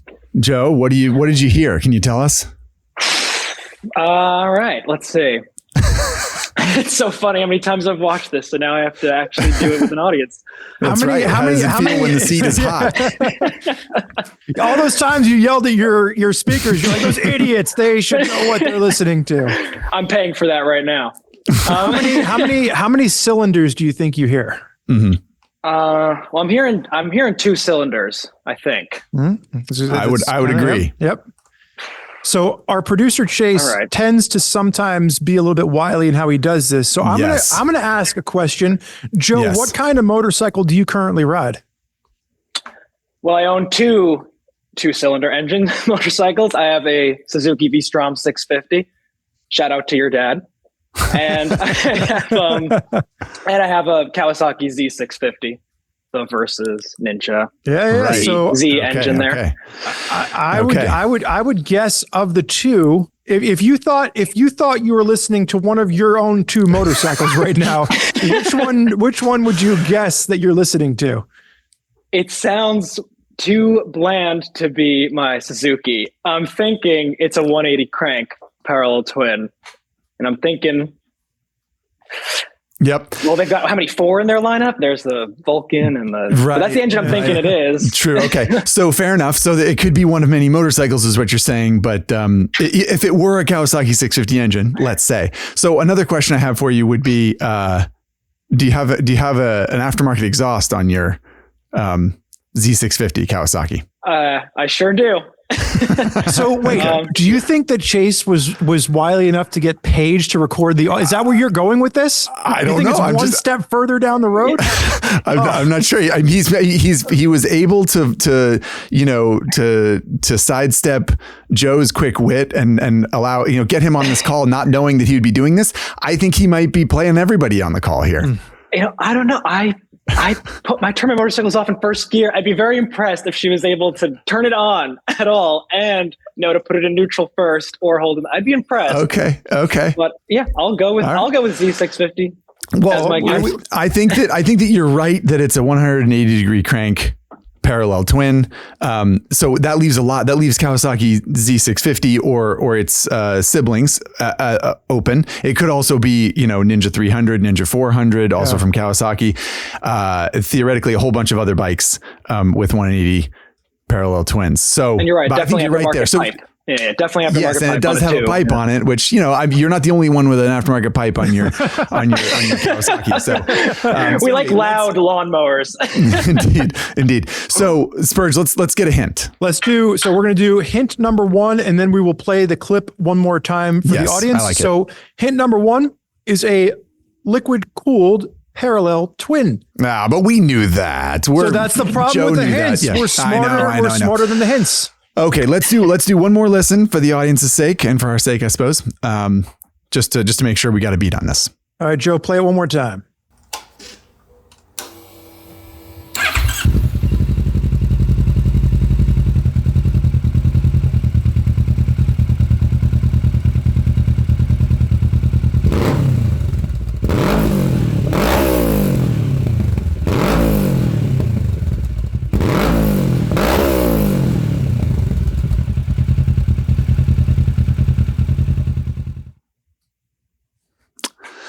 I don't know if I learned a lot from that. Did you get anything else, Joe? I'm feeling more, dare I say, I'm feeling more confident after the second listen that we have the exact engine right, whether or not it's a Z650, Ninja, Vulcan versus. Right. Okay, that's the tough thing, but I'm pretty confident so far. I'm wondering if it's a Ninja 400. Yeah, it sounds it has like a little bit of a rattle smaller to it. It just has like the way it kind of rattles a little bit. Or it could be a Z400. You know, then it would be like did Chase know that you had a Z650? I don't know. I'm so in the dark. I have to find out later on. But like I said, Chase is we're just puppets, and this is Chase's show. It is a game he'd play, though. Yeah, it is. Okay, all right. Well, it sounds like we're ready for hint number 2 either way, right? Spurs, let's do that. Hint number 2, according to Wikipedia. And this is what Chase put down. This is where Chase's research for the engine sound guessing game comes from. The model debuted in late 1976. Whoa, good hint. Good hint. Was there like a Z600? I think they were KZs back in those days. Remember they were KZ whatevers, and there were a whole raft of them. But I don't know. And yeah, it could easily be. What's the Kawasaki parallel twin that you have, Spurge, that in tatters, like a rolling chassis, but it's garbage. What is that one again? You know what I'm talking about. It's a 440 LTD. I know exactly what you're talking 440 about. 440 LTD. Right. Okay. LTD. Yeah. So that's not. But I mean, that engine it's similar. It's essentially the same. Parallel twin. Anything coming to mind for you, Joe? You got any reaching back into time? That means like the nameplate goes back to the 70s. Yeah, exactly. It's Wikipedia, man. Nobody's fact checking Wikipedia. Exactly. But yeah, no, I mean, I think the moniker, like if you could make a tie to that era from any bike, I think like that you could theoretically. So like, you could, maybe there was a KZ something or other. So it rules out Ninja, right? Because there weren't any Ninjas until the mid 80s, I think, if memory serves. Yeah. That's what I'm thinking. Z. Okay. But I'm not sure. Yeah, it's asking a lot of my knowledge. Surprise! We're all stumped here. I don't know. I feel like we were on the right track though. Like I don't want to get thrown by that second hint because I feel like modern parallel twin mid-size displacement is probably I feel like we're on the right track, and the second hint is throwing us off. Well, okay. So how about this? How about Honda CB 500? Or something like the Honda CB Honda CB parallel twin. It's a 180 crank parallel twin. It's in between the engine size of a Ninja 400 and a Z650, which would sort of like meet in the middle there. Yeah. And the Honda CBs go way back, though they go back more than 1976. I mean, there were CBs in late 60s, but I don't know if they were parallel twins. I know I raced a CB 350 from 1971. But that wouldn't be a 500, so you could say like but the 500s were inline fours. So no, there's a parallel twin CB450. Oh, but you're talking about the 500 specifically. Yeah. Sorry. Okay. All right. Well, I think we've wasted enough of everyone's time, including Joe's. I feel like we need to just be told what we're listening to. Unless you have any last ditch shots here, Joe. What do you got? Yeah, you're gonna shoot the CB500. I'll stick with the 650, the Kawasaki 650. I like it. I'll stick with that. I love it. I think that's smart. That's where our head was. We often chase our tails here. All right, Spurge, drum roll, please. Let us know. What is it? All right. Luckily, we all stuck to our guns and we didn't get thrown off by Chase's last clue. It is not your bike, Joe. So you don't have to worry about Paige sneaking out to your garage and firing your motorcycles up when you're not around. It is a 2022 Kawasaki Z650 RS, which is really just a Z650 dressed up in more modern classic colors. Well, all right. So with a twist. with a twist, but you deserve a lot of credit for sticking to your guns. You know, we all had this idea of like, oh, it'll probably be a Z650. And then I went talking about Hondas and Spurgeon went talking about Ninja 400s and you stuck with it. You deserve a lot of credit for that. So I would say knowing Chase's game helped a little bit. That I've seen him in the past. Wow. At least try to help. I know his sneakiness is becoming a little bit predictive. I guess his reputation precedes him. But it does mean, Joe, that as the first outside guest playing the Highside Lowside guessing game, you have won.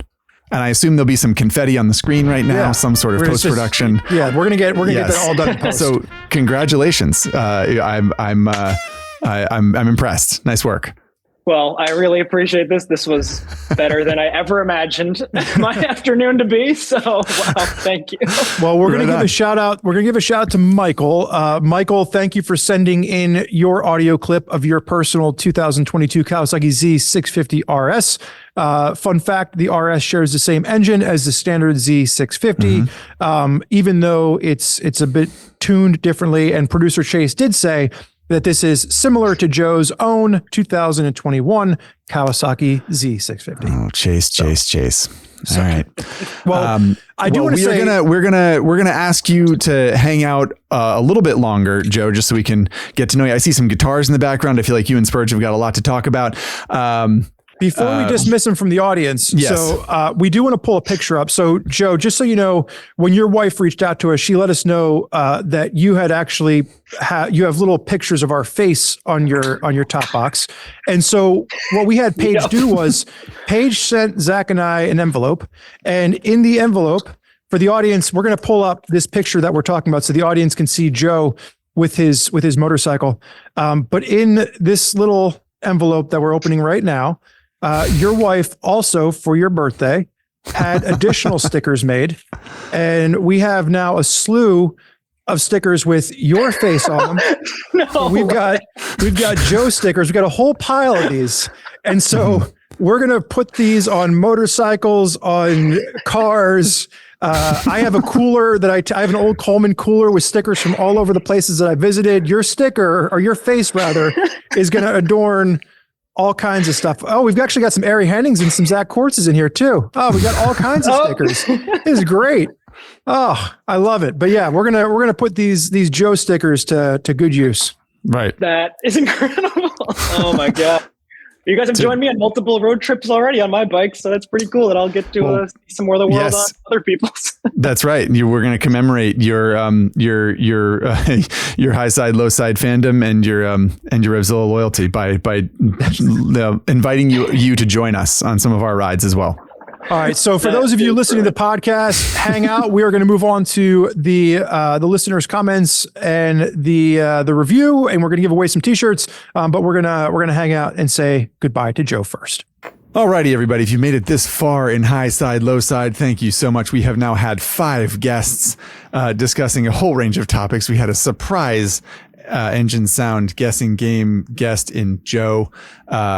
That was a real hoot, Spurge. I had fun with all that. He was great. I think Chase is going to have to figure out a different way to stump us at this point, because I think we're on to producer Chase's game for how he's picking motorcycles for these hosts or for these guests. Agreed.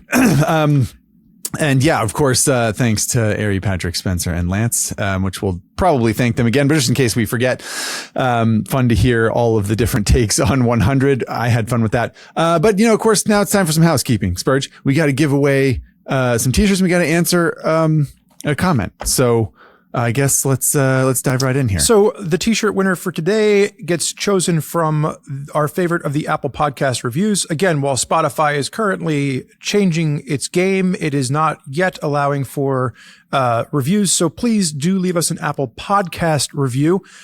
We thank you in advance. It helps us with distribution of the podcast. And the winner today is WSXEDVFV. Is there any way to pronounce that? Can you try to pronounce that, please? No, I was going to ask you to pronounce that for me. I think it's pronounced achoo. Anyway, WSX, we'll leave it at WSX, says, I am a respiratory therapy student currently riding or driving 1.5 hours one way, 4 days a week to attend class. Driving to school, I will listen to something RT related to prepare myself for the day. Respiratory therapy related, I think. Respiratory therapy related to prepare myself for the day. But for my ride home, it's all about Highside Lowside. It makes the long drive so much more enjoyable. It actually wakes me up a little bit after being tortured by PowerPoint presentations all day long. Keep up the great work. So instead of putting somebody to sleep, we're actually waking somebody up for a change. Maybe the first time ever we should have this person stuffed and put in the RevZilla office. Yeah, well, that was a creepy. I did not see that coming. That was wow. Yeah, I'm big into taxidermy. Did you not know that? I didn't know that about you. I learned something new today. I'm going to save that for my Jerry Springer moment at the end. Zach, into taxidermy. So yeah, we very much appreciate that you like listening to Highside Lowside. Also, that you're so dedicated. The main reason we wanted to give you a t-shirt, WSX, is that you're dedicated to this craft. You're going to school 4 days a week. You're driving, you're logging lots of miles. It's probably not easy.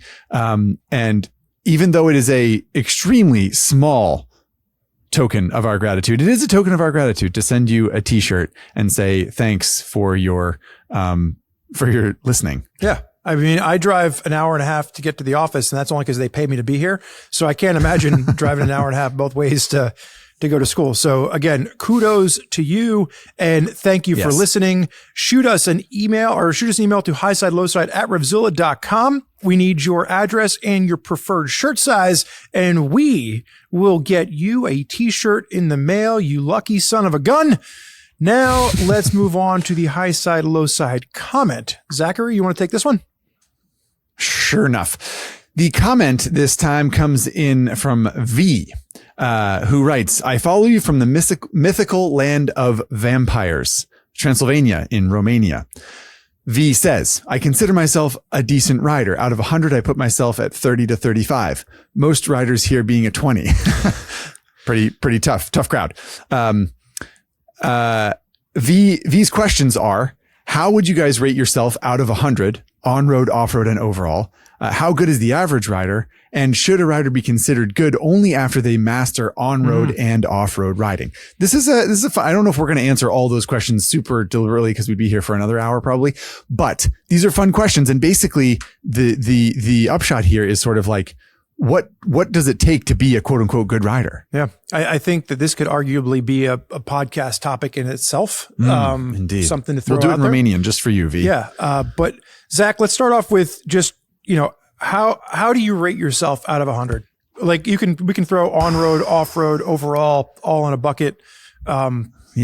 How do you think? I'm certainly, I don't know. Good question. I'm certainly a better on-road rider than I am off-road. Like I can ride a dirt bike and stuff, but I'm not like good at it. I can't like hit jumps on a motocross track or anything like that. So I don't think that really counts for being very good. But I do have a lot of miles on the road. I do have road racing experience, which I think helps with motorcycle control and confidence and that kind of thing. I don't know. I rate myself out of 100. This is so hard. There's no good feeling you get out of this. Right? I think I would go in the high 80s is where I'd rate myself out of 100. Like still plenty of learning to do, but I do have a good solid foundation. I'd give myself a passing grade. What about you? I think high 80s is fair for you, having watched you ride. I think for myself, I ask myself this sometimes because it's easy to go to like an off-road race. I'll go to an off-road race and there's like 100 people there and they're already like wicked fast. So like I'm a C-level rider in a group of wicked fast riders.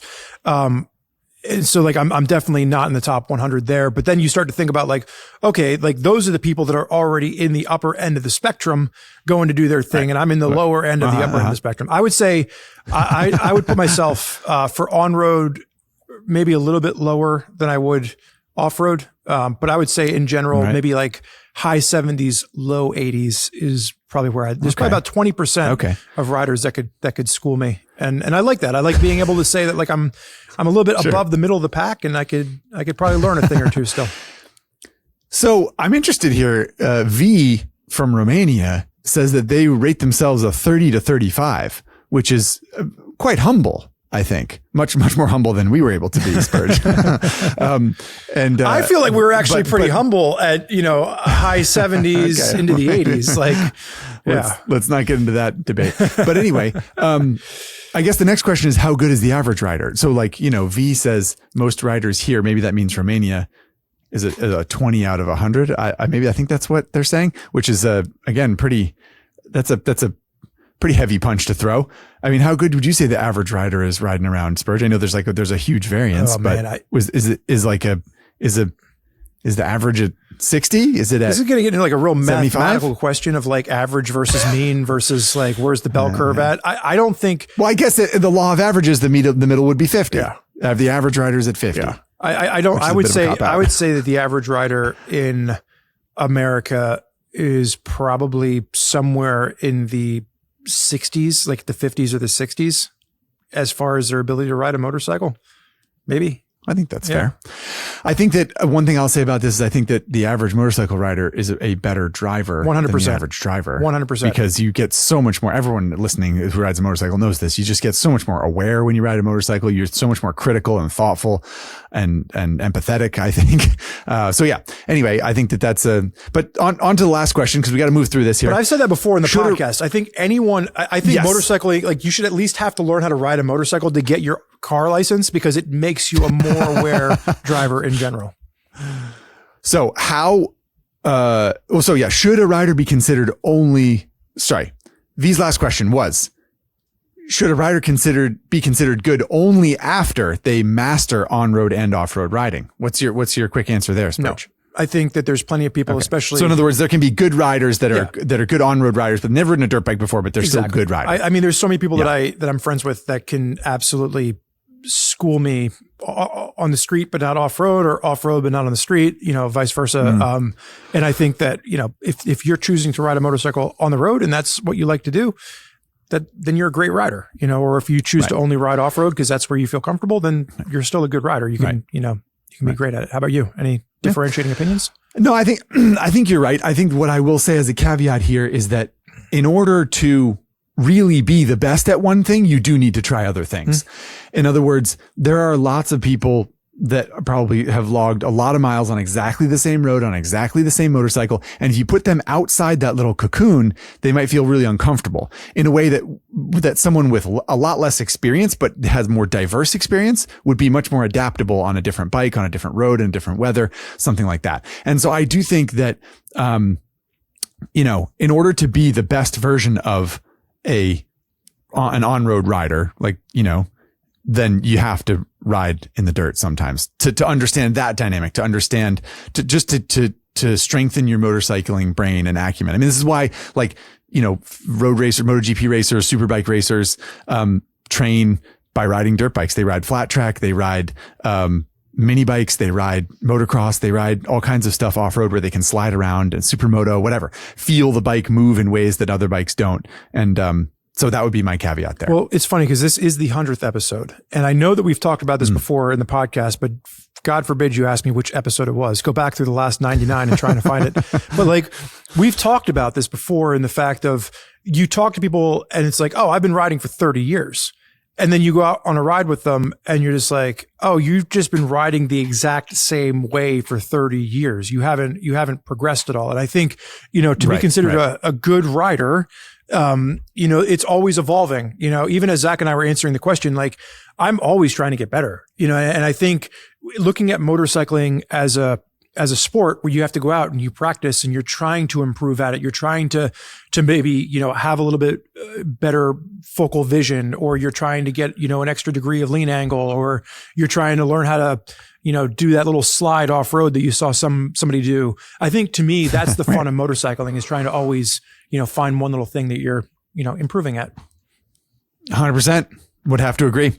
Okay. Well, that's a great question. V, thanks for writing in. I appreciate it. I think that there might be a whole podcast in there. Hey, Spurg? We just have to digest it and, flip it over and let it cook on the other side, or whatever the, allegory is. For now, we do need to bid everyone adieu, Spurg, because this podcast has been going on now for 2 weeks and 3 days. And I think we should let everyone get back to their day. I mean, what's their toes? WSX started driving back from school an hour and a half ago. They're now sitting in the driveway, waiting for us to wrap this thing up. Waiting for us to wrap this up. Yeah. So if you have a comment, you're watching on YouTube, you can leave it below. If you are listening wherever you get your podcast, you can always shoot us any of your comments, your questions, your concerns, your engine sounds to Highside Lowside at RevZilla.com. Please share this with your friends. The number one way that this podcast gets out in front of new people is that it is shared from existing listeners. So if you're listening to Highside Lowside and you like what you hear, please share it with a fellow rider that might not already be listening. It would mean the world to Zach and I. Indeed. And Chase. Don't forget Chase. Oh, Chase cares more than anybody about this. Look at him over there. That's right. Chase put his whole child's college fund into Highside Lowside stock. So we need to go. Okay, Spurg. Sorry, kid, you're not going to school.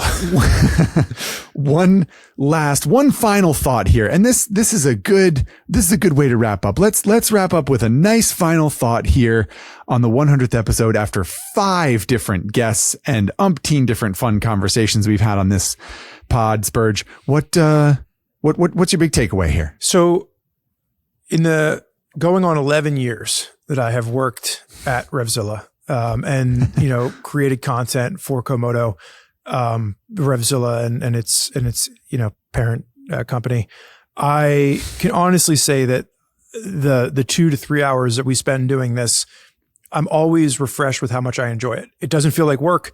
Even after 100 episodes and trying to come up with new topics, I genuinely enjoy sitting down and creating this content with you. I've always liked doing the videos and the articles. I didn't necessarily know that sitting down and just talking about motorcycles for 2 hours could be this enjoyable. But even as I alluded to in the first episode of this season, I was excited to come back to work. I was excited to jump on the screen with you and to kick this off for another season. And hell, man, nine seasons, 100 episodes in, it feels pretty exciting. That's great. I love to hear that. Yeah. I would have to agree. I mean, I haven't been a part of all 9 seasons as you have, but I feel the same way. It's awfully fun thing to get to do and to call work.